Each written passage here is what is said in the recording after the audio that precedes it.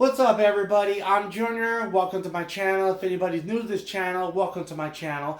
Today I'm going to be changing out a water filter in a GE side-by-side refrigerator. This is the control panel in front of my refrigerator. Okay, right here where it says water filter. Okay, the light's not on. Okay, because I reset it, but the water filter still has to be changed. So it's changed. Okay. Open up the refrigerator door. Food's already out. Reach your hand in. Turn it clockwise. Filter drops down. Okay. This is the old water filter. Okay. Here is the new water filter.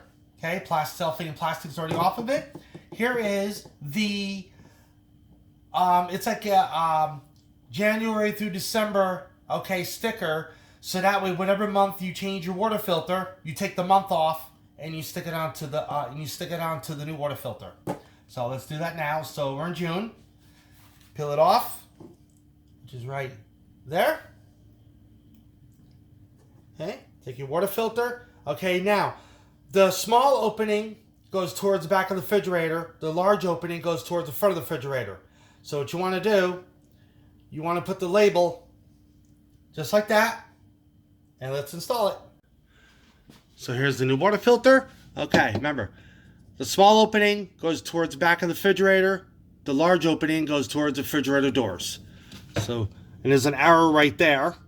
Okay, so you put it in like this,